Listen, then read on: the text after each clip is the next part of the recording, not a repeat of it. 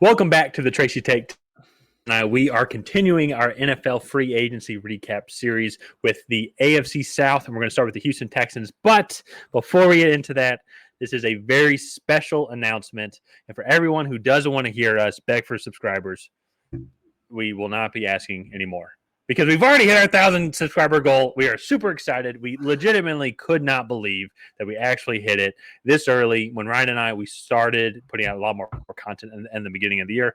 Our goal was just to double our subscriber count from 330 up to 660 by the NFL draft. And we have tripled it. We are over 1,000, sitting at 1020 currently. A lot of it has to do thanks to you Texans fans, because one of our most popular videos that we've ever done was a Texans-Bears trades analysis prediction, and a lot of subscribers came from you guys, so we greatly appreciate it. And if you haven't subscribed already, hit that subscribe button and ring that bell so you can see when we create new content. All right, fine, I had to do it. Ryan, let's get into it. The Texans have had a very exciting offseason so far. Oh, yeah. And picking second, there's a lot of speculation, but actually it's funny. Like, we know they're going to be taking a quarterback, but they're kind of like, what's the phrase I'm looking for? With the Panthers trading up with the Bears, it's like, oh, who are the Panthers going to trade? It's like they're like the second sibling that no one likes, really. It's like the younger sibling that's like 3.5 years younger that roots for the team that wins all the Super Bowls. It's like that no one really cares about. Yeah. That's kind of what they're like right now. It's kind of like you, actually. But anyways, so they've done a lot of stuff. I think they've made some good trades. I think they've also made some good signings to help prepare for whatever young quarterback that they get. But let's start out, though, with some of the people that have departed from the Texans. Ryan, what are some of their key losses? So the big one is the trade with Brandin Cooks to the Dallas Cowboys. That's probably their biggest loss. However, they did recoup, I think, a fourth or fifth round pick. They did recoup a fifth round pick with that trade. Brandin Cooks he is 30. He's getting to the end of his contract. So I think that was a see what we could get type of situation for him. They also do have 2 first round picks, and I do really like the Quentin Johnston route, maybe at pick 12 or using that early second round pick to trade back up into the first round to kind of replace him in the draft. And then I think you look further down the list, Ogbonia Okoronkwo signed with the Browns. He was an edge rusher. Better than I would have done. So,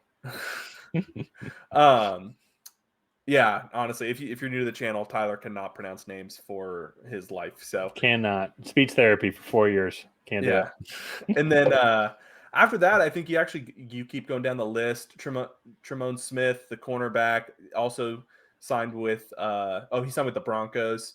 And then Justin McCray, Jalen Reeves, Maven. You're getting down into a lot of really rotational players. OJ Howard did leave. So all in all, the losses that they have are fairly minimal. And I think when you look at the direction that the team is trying to go in, the additions, I think, add a lot more to this roster than what they lost. Yeah, that's like the Cooks one, and the Cooks one isn't like surprising at all. That had been on the table, I feel like, for a couple of years. He'd been traded kind of around the league, honestly. You know what I mean? And that trade, we've talked about this in other trades, cough, Aaron Rodgers and Jets, where it was like, this one was fair. I think Cowboys are going to win now. The Cooks is just kind of a wasted roster spot on a potential young rookie that can grow within the franchise. I think it was a fair transaction. And so, but in general, not too many significant losses all in all for the Texans, but also when you're picking second overall, losses in general, aren't really that significant.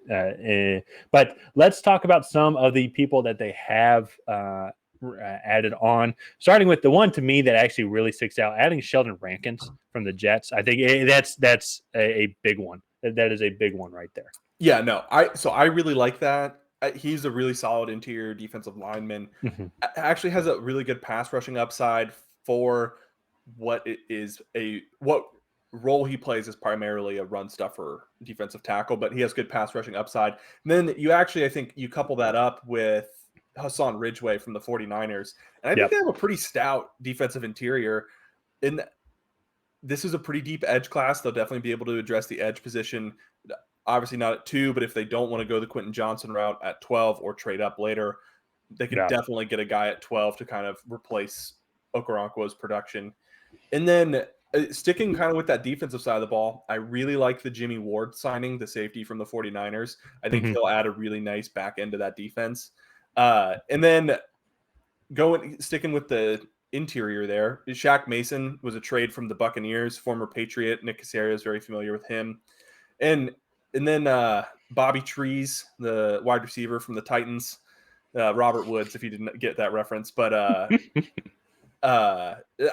he's just a solid wide receiver. He is a little bit older, but just a consistent wide receiver. So a lot of really high floor signings, in my opinion. And I think they're setting this team up really well for a young quarterback to come in and take over.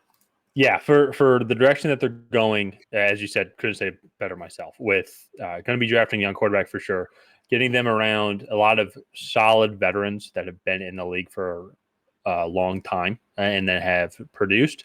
It is the way to go to build your franchise as they're kind of going through this rebuilding period. And so and that's one thing, I guess, kind of now moving on to, let me see. There's not really too many other. They did sign Devin Singletary and Noah Brown as well. They're just smaller deals. Again, also just some experienced NFL players that I think set a floor for this roster. Noah Brown could get some more playing time, I think, than Devin Singletary, just because with Dameon Pierce there, Devin Singletary will come in just to give Pierce some rest. Noah Brown, though, however, with the Brandin Cooks trade, if you look at the Texans depth chart now, Nico Collins is their number one receiver.